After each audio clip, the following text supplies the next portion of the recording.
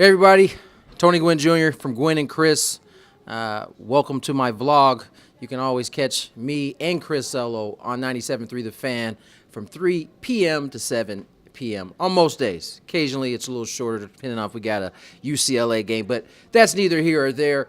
My blog this week, or I should say my vlog this week, Super Bowl. Didn't turn out the way I predicted. Actually, I was on the exact opposite end of how it ended up being. I thought the Rams would win. I thought it'd be a high-scoring game. Turns out New England wins, low-scoring game. Wasn't that exciting. But obviously, days after the Super Bowl, and really any major sporting event, whether it's World Series, Super Bowl, NBA championship, Stanley Cup, whatever it may be, we always tend to evaluate the seasons. And in this case, because it's the New England Patriots, we're talking about a dynasty.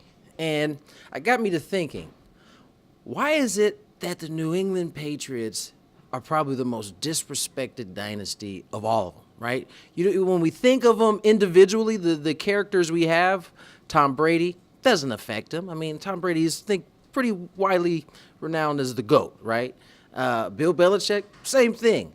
But when you put them all together as an organization, for some reason, we don't look at them in the same light as the Celtics dynasty, the Lakers, the Yankees, even the Red Sox, right? Because you start to think, okay, why is it that we aren't getting the respect? Is it that they're that good that everybody loves to hate them? No. I mean, yes, they are that good, but there's been plenty of other teams that have won. The Bulls, I mean, they took a couple years off when Michael decided to go play baseball, came back, they win 3 more, they win 6 and 8 years, I think it was something like that. So there are plenty of organizations that have won for long periods of time, but for some reason, New England gets disrespected. Then, as you're trying to peel through this onion of why that's the case, it always comes back to a few things, right? Deflategate, the whole taping incident, and I think most of us believe that New England would be as good as they are regardless of any of those things. I don't think, at least in my mind, that's how I believe. But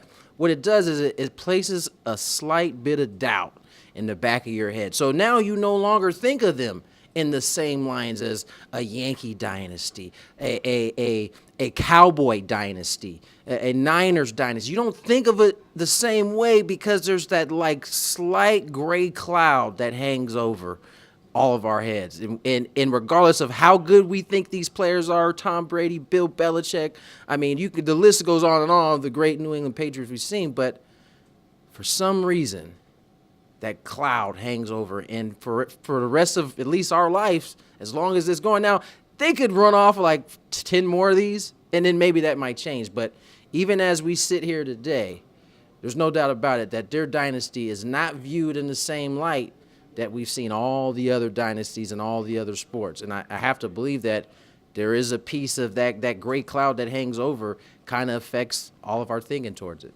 Anyway, just food for thought. You guys have a good day. Thanks for joining in.